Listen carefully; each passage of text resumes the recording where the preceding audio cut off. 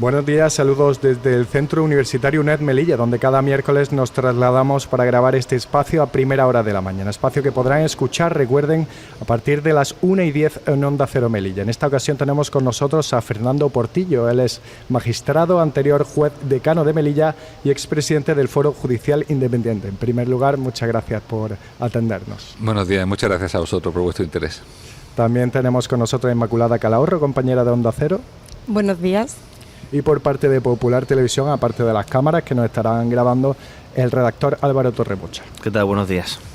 Para empezar, Fernando, me gustaría pedirte una valoración general de la situación judicial aquí en Melilla.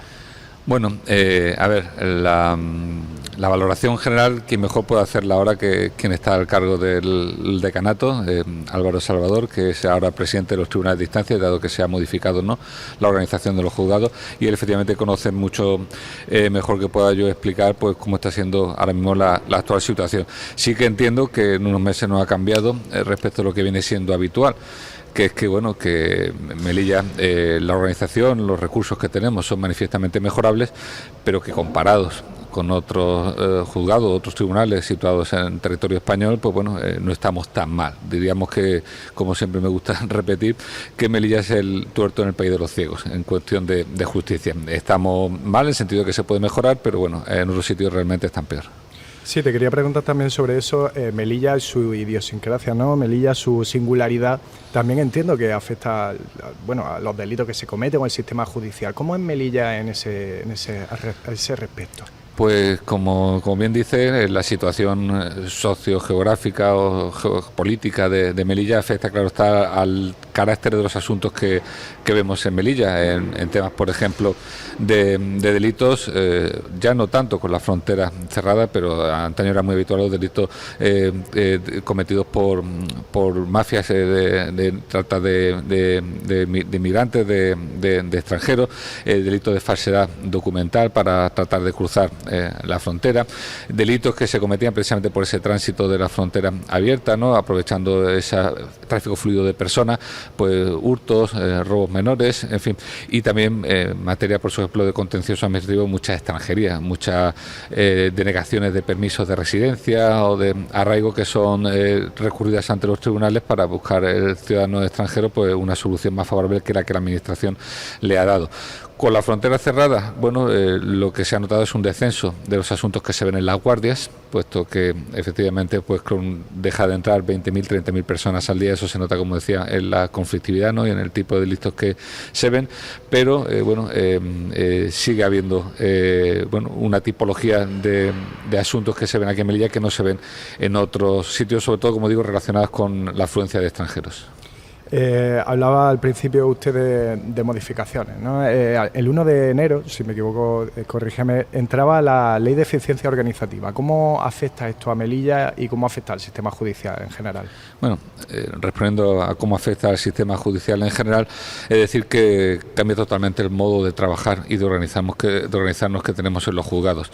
Son modificaciones hacia adentro, es decir, el ciudadano en principio lo va a sufrir, pero no es consciente de qué ha cambiado realmente, ¿no?, porque para él, y esto es el verdadero drama, para él los asuntos van a seguir señalándose con el retraso que habitualmente y por desgracia se señalan sus asuntos, y va a sufrir por la misma ineficiente servicio de justicia, ¿no?, que venimos generalmente prestando, no digo en Melilla, sino en general, ¿no?, en territorio español, como consecuencia de la sobrecarga que tenemos todos los tribunales.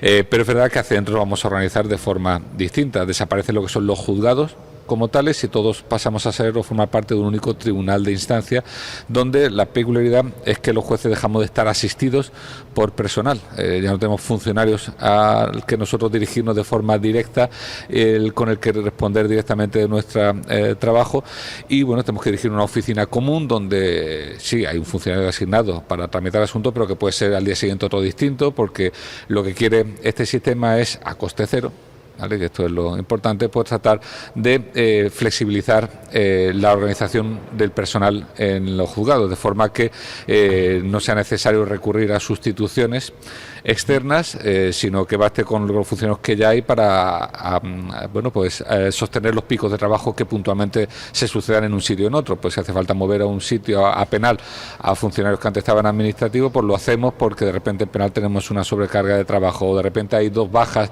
en civil y llevamos gente de penal a civil, porque, en fin, un poco es lo que se pretende.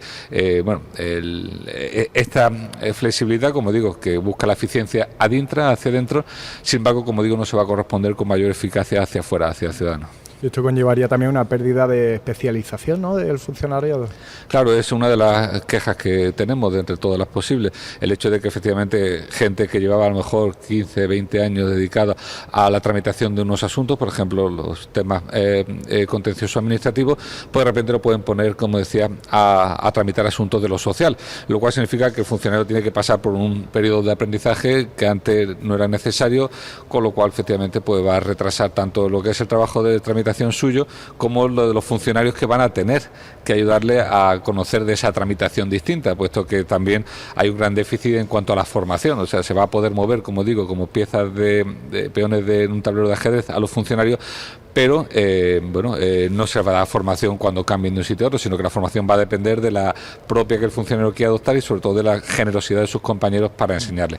Es decir, que la intención en principio de los letrados de Administración y Justicia, que son ahora responsables, ¿no?, de estos movimientos de los funcionarios, es que estén en los servicios las personas que ya saben o conocen del tema, pero la idea es precisamente que no haya esa especialización, sino que se puedan mover libremente de un sitio a otro según necesidades puntuales. Y hablabas también de formación. Prometía el Ministerio, de hecho, cursos de formación para este tipo de modificaciones. ¿Esto se ha visto, por ejemplo, en Melilla, estos cursos de formación? A ver, los cursos de formación, tal y como habitualmente los viene entendiendo el Ministerio de Justicia, pero no solo el Ministerio de Justicia, sino de las administraciones con competencias transferidas en materia de justicia en otras comunidades autónomas, suele limitarse a un curso de unas horas, online en ocasiones, muchas veces, con carácter previo al funcionamiento del servicio, con lo cual con carácter previo a que efectivamente se vea cuáles son o dónde están los problemas de aprendizaje reales y con eso ya suelen despachar esa formación, pero que normalmente, como digo, se limita a cuestiones anteriores a la entrada en vigor y a cuestiones más técnicas de funcionamiento de los programas, más que a lo que es la formación de fondo, de cómo se tramita en un negociado, cómo la diferencia entre un civil, en un contencioso administrativo, en un social. Como decía, esas cosas no se enseñan y no hay previsión de que se vayan a enseñar. Solamente, como digo, el encaje con los sistemas informáticos, por decirlo así, con los sistemas de gestión informática. Y ya por último, sobre este tema, el Ministerio de Justicia respaldaba la reforma diciendo que iban a crear una justicia más ágil y cercana. ¿Cree que esto se ha llevado a cabo? ¿Se ha conseguido? No, es un eslogan. Como decía, el problema es que nos vamos a organizar de forma distinta porque desde el Ministerio se ha pensado, desde el Gobierno se ha pensado que era la forma más óptima para manejar los recursos que se tienen, pero no es una forma dirigida a mejorar el servicio que prestamos a la ciudadanía. Al final, cuando se llenan desde el Gobierno la boca con palabras como transformación, modernidad, mejora del servicio, esto no son palabras, mejor dicho, son palabras vacías, sino vienen acompañadas de un propósito real, y no son objetivos en sí mismos. No hay que modernizar por modernizar ni transformar por transformar. El objetivo es que nosotros demos un mejor servicio a los ciudadanos, que tengan una respuesta más rápida y de mejor calidad cuando tengan que acercarse, por desgracia, a los juzgados y tribunales de este país. Y eso ya digo que no va a suceder, porque, como digo, es una transformación hacia adentro para mejorar la eficiencia económica de los recursos que se tienen, pero no vamos a mejorar ni la calidad ni la rapidez en la respuesta. Yo le quería preguntar sobre una cuestión totalmente distinta, así que no sé si mis compañeros tienen algo más que apuntar sobre este tema. Yo lo que, bueno, al final, Fernando, el problema principal es que falta inversión en personal funcionarial, no en la justicia. Falta inversión. No es que se invierta poco. A ver, si hacemos un análisis comparativo de España con los países de nuestro entorno europeo, España no es que se invierta poco en materia de justicia si sumamos las inversiones del Ministerio de Justicia y, como decía, las inversiones de las comunidades autónomas con competencias transferidas. El problema es que no se invierte allí donde se debe. Si yo ahora salgo mañana y pregunto a los ciudadanos cuál es el principal problema que tiene la justicia, todos me van a decir que es una justicia lenta. Efectivamente, pues esta reforma, la que ha habido ahora y la que ha sucedido con anterioridad, no van dirigidas a que la justicia sea más rápida y que sea mejor para el ciudadano. Van dirigidos, como digo, a tratar de gestionar los mismos recursos con el mismo poco dinero con el que se cuenta. Digo poco dinero porque, como digo, aunque no se invierte poco, no se invierte donde debería. Es como cuando se gasta uno el dinero en mejorar por la tapicería del coche, en cambiar las lunas, en hacer otra mano de pintura, pero el motor sigue funcionando mal, con lo cual el coche no va a correr mucho por mucho que uno pues haya invertido dinero en el coche. Pues esto pasa en justicia, que la inversión, la poca o mucha inversión que se hace, no va dirigida a tratar de desatascar y acabar con lo que es la sobrecarga que tienen los juzgados y tribunales. Y esta reforma no va a hacerla, porque, como bien dice, es a coste cero, sin ningún tipo de inversión. Y claro, movemos las personas de sitio, cambiamos los nombres a los órganos, pero seguimos siendo los mismos pocos jueces para sacar el mismo ingente número de asuntos. Y perdón, Inma, ya para terminar este bloque, a este respecto también se suma la modificación que hubo con los juzgados de violencia de género, que se hizo una reorganización, pero que al final el problema es el mismo. Claro, efectivamente, se vio o se analizó por parte del gobierno responsable, como digo, de esta tramitación de esta reforma, que los juzgados de violencia contra la mujer conocen también de los delitos sexuales, puesto que la mayor parte de las veces las víctimas de estos delitos también son mujeres. Claro, pero se hizo igualmente sin invertir en recursos, sin crear más juzgados, con lo cual se va a sobrecargar, o se sobrecarga de hecho ya a estos juzgados, donde es necesario que cuenten con tiempo suficiente y con recursos suficientes para poder dar una atención real a las víctimas que se acercan, ¿no?, a las denunciantes que se acercan a este juzgado, y sin embargo, como digo, se le aumenta competencia sin aumentar los recursos, sin aumentar la planta judicial en esta materia, con lo cual evidentemente el servicio que se va a prestar va a ser peor, o está siendo ya peor, sin duda. Al hilo de lo que comentaba mi compañero Álvaro, el sindicato CESIF decía que justamente esta ley de eficiencia de algún modo desprotege a las víctimas de violencia de género. ¿Es esto cierto? Bueno, lo dice sin tener ahora todavía, porque todavía estamos en una fase muy primaria, ¿no?, de la implantación. Sin tener datos, lo cierto es que apunta a eso, porque, como digo, si a los mismos que resolvían los asuntos de violencia contra la mujer le aumenta el número de delitos, pero no le aumentan los recursos, lo que al final tenemos es oficinas, juzgados más sobrecargados para dar el mismo trato a la víctima, con lo cual por algún lado tiene que romperse el invento, y normalmente va a ser por la atención, porque claro, las horas del día son las que son, los recursos son los que son, y al final pues lo que va a encontrar una denunciante de violencia contra la mujer es un personal más sobrecargado de trabajo que posiblemente no va a prestarle la atención que anteriormente le prestaba. O sea que la denuncia, como digo, no está basada ahora mismo en datos, pero que tiene su sentido.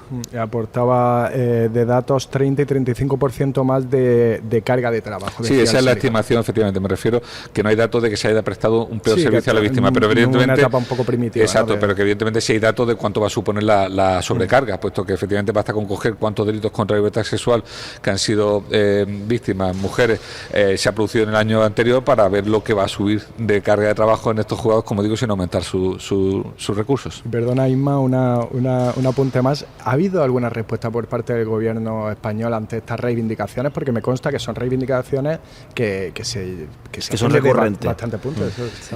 Bueno, normalmente lo que se los tacha a los colectivos, como la Asociación de Jueces que presidía hasta hace una semana, es de obstruccionistas, de no querer colaborar y de que no estar en contra de la modernidad y de la transformación. Como digo, nosotros no estamos en contra, como colectivo judicial, de las transformaciones y de las mejoras. Estamos de acuerdo en que se reforme todo lo que sea necesario reformar. Cualquier organización humana es susceptible de mejorarse. El problema, como digo, es que esto no va dirigido a tratar realmente una mejora al servicio al ciudadano, como digo, que es lo que de verdad deberíamos estar preocupados, dar una mejor respuesta y sobre todo una más rápida respuesta judicial al ciudadano, sino que va dirigido, como digo, a que organicemos mejor los recursos hacia adentro, porque bueno, por razones de eficiencia económica se ha pensado que esta es la mejor norma.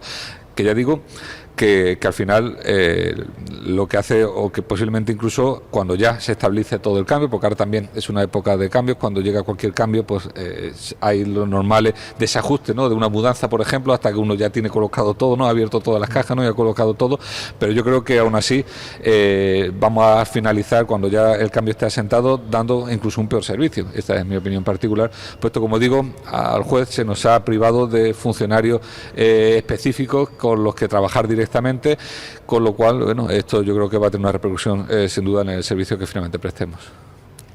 Por cerrar un poco este tema y antes de pasar a la siguiente temática, quería preguntarle qué gravedad en este caso, en el ámbito de la violencia de género, como le ha preguntado mi compañero, pues tiene la dilatación de los tiempos judiciales, sobre todo en lo que es la reconstrucción de los acontecimientos. Bueno, ese mal que afecta particularmente a delitos, ¿no?, de violencia contra la mujer, también se ve en el resto de delitos. Efectivamente, una justicia que vaya con retraso, una justicia lenta en definitiva, lo que produce sobre todo es una degradación del material probatorio.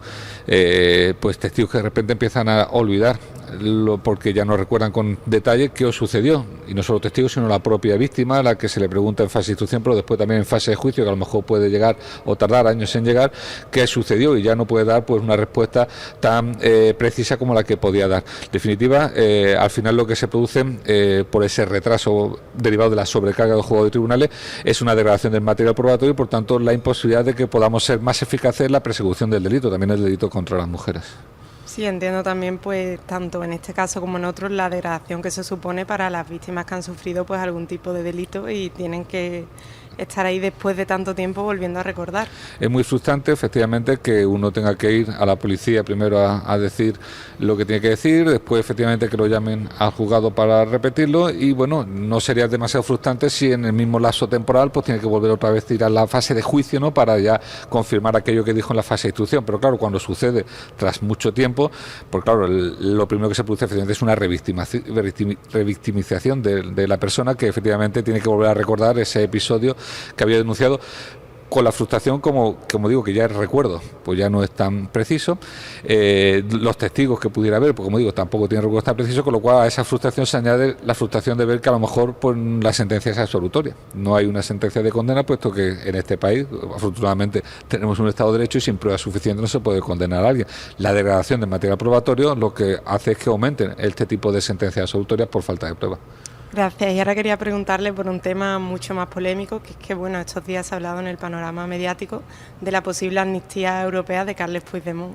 Entonces quería preguntarle, como magistrado, cómo ve esto, si realmente sería posible aplicarla, aunque en este caso el individuo se encuentre fuera de España sin ningún tipo de trámite procesal previo.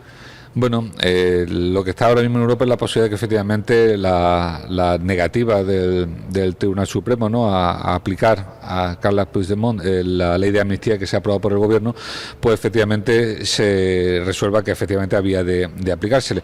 Creo que todavía estamos en un estadio muy primario para efectivamente poder ver que eso va a ser así, y yo confío que realmente, partiendo de que la injusticia que para mí supone la existencia de una ley de amnistía que certifica negro sobre blanco la desigualdad entre los ciudadanos y sobre todo no está justificada, ¿no?, por la situación político-jurídica que existe en nuestro país, yo confío, como decía, que las instituciones europeas no vayan a respaldar pues esa inaplicación, o vayan a respaldar, mejor dicho, la inaplicación que se está haciendo de la ley de amnistía a este prófugo de la justicia. ¿Debe imperar la ley aunque esté fuera de España? ¿Y en qué se basan los tribunales europeos un poco, en qué se podrían basar para aplicarla? Bueno, los tribunales europeos en verdad se podrían basar en que con ellos se han vulnerado derechos fundamentales al señor Carles, pero en verdad, como digo, se trata de un prófugo de la justicia, su causa sigue abierta, sigue bajo orden de búsqueda y captura nacional, y bueno, yo confío, como digo, que los tribunales europeos, que las instituciones europeas respalden esa actuación de los tribunales españoles, porque yo creo que basta un análisis muy somero para darse cuenta de que ningún derecho fundamental se ha vulnerado a una persona que se inició un proceso penal con todas las garantías, de igual que se inició contra otras personas que también estuvieron cometiendo esos mismos delitos, que se juzgaron con luz y taquígrafo, con un juicio retransmitido en streaming para que efectivamente fuera visualizado por cualquiera, y que bueno, entiendo que aunque después se hayan practicado indultos, todo fue con escrupulosa cuidado de preservar sus derechos fundamentales, y entiendo que los tribunales europeos lo tendrán que ver así también. ¿Y cómo ha visto la cooperación internacional de los tribunales con España en el caso de Puigdemont? Bueno, en concreto con los tribunales alemanes y belgas, que son un poco los que han intervenido de forma directa cuando la orden de búsqueda y captura era de carácter internacional, ¿no?, una euroorden. La colaboración no ha sido la esperada, sobre todo cuando formamos parte de un mismo entramado o marco jurídico como es la Unión Europea. De hecho, esa negativa a tramitar la euroorden por parte de los tribunales belgas está siendo objeto ahora de enjuiciamiento también por el Tribunal de Justicia de la Unión Europea, puesto que efectivamente hay unos mínimos entre países que forman parte de la Unión donde que entendemos o que entienden que no se ha respetado, y que efectivamente esa euroorden en concreto debía haberse tramitado tal cual había sido remitida por los tribunales españoles, sin entrar a valorar el contenido ni hacer valoraciones que fueran extraprocesales de aquello que había ocurrido.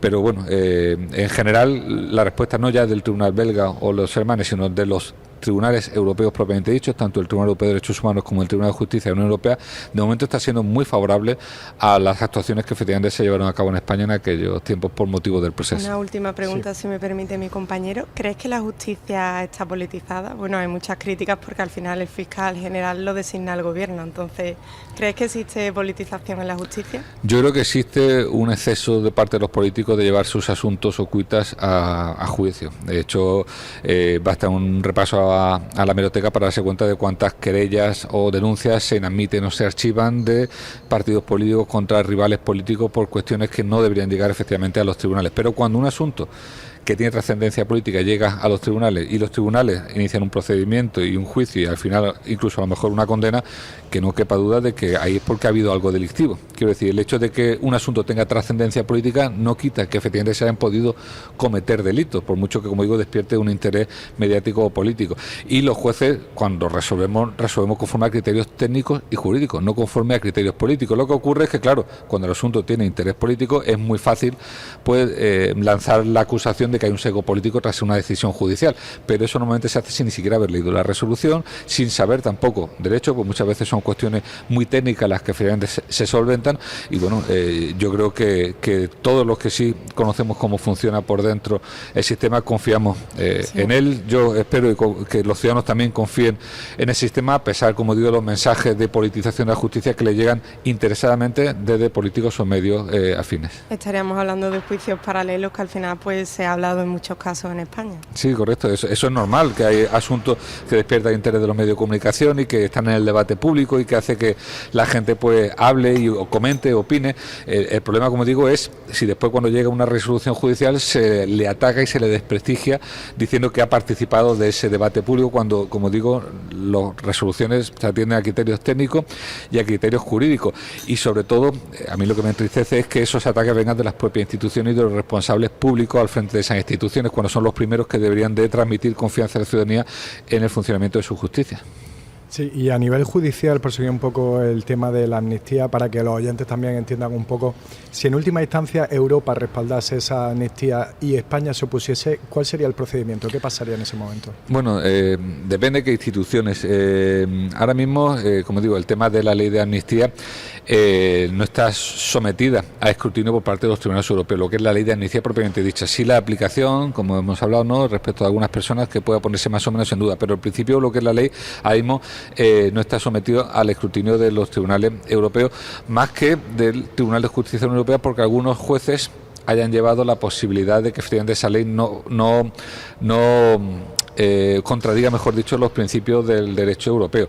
Si efectivamente el Tribunal de Justicia de la Unión Europea, que forma parte de la Unión Europea, dijese que esa ley de amnistía no es contraria a los principios de la Unión, ¿no?, a los derechos de imparcialidad, independencia, de igualdad de todos ante la ley, bueno, pues efectivamente no pasaría nada, porque España la está aplicando. Quiero decir que no hay duda que la ley de amnistía se está aplicando en España. ¿Por qué? Porque la ley entró en vigor, se aprobó, y además el Tribunal Constitucional ha dicho que es perfectamente constitucional, con lo cual esa ley se está aplicando. Lo único que es verdad que no se está aplicando en algunos casos por una interpretación que se está haciendo. Pero también es verdad que en algunos sitios no se ha aplicado por algunos compañeros a la espera de lo que pueda decir Europa. Si Europa la respalda, pues simplemente se aplicará como otros muchos compañeros la están aplicando sin ningún problema. Si no la respalda, ¿qué pasaría? Bueno, pues habremos de entender que allí donde se ha aplicado la ley, pues bueno, se ha hecho en contra de los principios que conforman la Unión Europea, digo, principios de independencia, de imparcialidad y de igualdad de los ciudadanos ante la ley, pero ya no se podrá deshacer lo que ya se ha hecho. Quiero decir que aunque el Tribunal de Justicia de la Unión Europea finalmente dijese que esta ley de amnistía, ¿no?, es contraria a los principios y valores comunitarios, lo que ya se ha aplicado no se va a desaplicar. ¿Y qué interpretación le da el Constitucional al caso de Carles? Todavía no lo ha visto. Está sobre la mesa la posibilidad de que efectivamente esa interpretación que hace el Tribunal Supremo de que no le aplica a Puigdemont la ley de amnistía, bueno, no sé en qué argumento podrá basarse. Sé que el Tribunal Supremo se basa en el hecho de entender que la malversación que se ha amnistiado no es la que cometió. No es la que se cometió durante el proceso. Uno de los delitos por los que se le acusa al prófugo y por los que fueron condenados los responsables del proceso es un delito de malversación de fondos públicos que tiene el Tribunal Supremo, que no ha sido amnistiado por la redacción un tanto confusa que también dio la ley a esa malversación, porque tenía miedo de que pudiera la Unión Europea decir: oye, no puedes amnistiar la malversación de dinero que yo he dado como Unión Europea con fondos de todos los países a España, no puede amnistiar la malversación. Entonces hizo una redacción la ley de amnistía que trataba de salvar los fondos europeos, y bueno, esa redacción un tanto ambigua es la que ha utilizado o la que tiene el Tribunal Supremo, que permite entender que no se aplica a la malversación que se le imputa, ¿no?, a Puigdemont. No sé si alguno de mis compañeros quiere seguir. Bueno, yo si quieres por matizar que la crítica que realizan muchas personas es que, bueno, esta amnistía, si se da, ¿cuáles son los límites para otros futuros casos? Porque... Es que es el problema. Ahí veo yo la injusticia de la ley de amnistía, que a pesar de que el Tribunal Constitucional ha dicho que es constitucional, es una sentencia que para mí lo que hace es avalar el abuso de poder sobre el ciudadano particular. El principal problema de esta ley es que efectivamente hemos dado carta blanca a que los grupos parlamentarios, por el juego de las mayorías, puedan ellos decidir en momento, con la justificación que cada uno en cada momento quiera dar, qué personas pueden ser juzgadas o no pueden ser juzgadas por según qué delitos a ellos les interese. Y yo creo que eso, por mucho que el Tribunal Constitucional diga, no cabe en la Constitución. La Constitución ha dicho que corresponde exclusivamente a jueces y tribunales decidir a quiénes y cómo se condena, ¿no?, por los delitos. No le corresponde al Poder Legislativo. Hay una excepción. Pero está prevista en la Constitución, que es el indulto, que es el Poder Ejecutivo, si puede decidir en casos puntuales que a una persona que ha sido juzgada y condenada, perdonarle. Pero claro, está hablando de que el Poder Judicial tiene la atribución, ¿no?, de juzgar y quienes pueden no o ser condenados por delito, que el Poder Ejecutivo tiene una puertecita abierta a través del indulto, porque la Constitución se la reconoce, pero la Constitución no dice que el Poder Legislativo tenga también esa puertecita y a través de leyes puedan hoy este caso, pero mañana puedan decidir que no se juzga o que no se condena a personas de su entorno, a sus amigos, y como digo, después la justificación que se quiera adornar, porque después al final el papel todo lo aguanta y siempre en determinado momento podrá encontrar nuestra clase política una justificación para hacer lo que quiera. Pero claro, la puerta que se ha abierto es muy peligrosa, como bien has dicho. Llegamos ya a los últimos minutos de la entrevista. Me gustaría también preguntarte, aprovechar, ¿no?, que ayer el gobierno español dio inicio, ¿no?, a esa intención de prohibir a los menores de 16 años las redes sociales. ¿Qué cree que puede remarcar esto en el sistema judicial? Sobre todo hay muchos casos de bullying, de acoso, también violencia de género a través de redes sociales. ¿Cómo puede afectar esta nueva norma? A ver, es complejo. Está claro que las redes sociales generan una serie de daños sobre todo a adolescentes, no en cuanto al contenido que están expuestos, eso vale para redes sociales, pero vale para cualquier medio de comunicación, sino por el modo en que finalmente se expone a ese contenido. Pues se producen déficit de atención, se producen exposición de su intimidad, en fin, hay una serie de cuestiones que para gente que no tiene todavía suficientemente madura, bueno, pues es gravemente perjudicial. Lo suele ser para personas que ya tenemos muchos trienios a las espaldas, cuanto más cuando estás formándote, ¿no?, como persona y estás madurando todavía. Es por eso que en otros países ya se está prohibiendo efectivamente el acceso a redes sociales a menores de 16 años. Que España se sumase a ello, en principio quienes deben proteger a sus hijos son los padres, pero también es bueno que desde las instituciones, como ocurre por ejemplo con el tabaco, con el alcohol, que se recuerda que son perjudiciales para la salud, pues bueno, se tomen o se adopten medidas para proteger a las personas vulnerables, en este caso a los menores de edad. El problema es que se está lanzando el mensaje de que ahora mismo cualquier actuación en redes sociales es impune, y no lo es. Quiero decir que una cosa es prohibir a los menores de 16 años acceder a las redes sociales, veremos a ver cómo se implementa técnicamente, ¿no?, esa prohibición, y otra muy distinta es que junto a ello se quiere implementar otro tipo de medidas que vayan dirigidas a controlar el contenido que hay en redes sociales. puesto que ahora mismo sí tenemos herramientas legales para poder ir contra el contenido que hay en redes sociales que sea delictivo. Hablaba de delitos que se cometan de violencia contra la mujer en ámbito de redes sociales, tenemos herramientas legales para poder perseguirlo. O sea, no es un problema ahora mismo de que falten herramientas legales para perseguir el delito que se cometa en redes sociales. Por eso digo que es mucho más sutil. Junto con esta prohibición de acceso a redes sociales a menores de 16 años, parece que se viene imbuida esta medida en un paquete de otras medidas de control de contenidos en redes sociales que ahí siempre va a despertar las sospechas. Yo prefiero vivir en un Estado de Derecho donde haya excesos en ejercicio de libertad de expresión que excesos en el control de la libertad de expresión, porque eso me lleva a tiempos pretéritos que es mejor no recordar.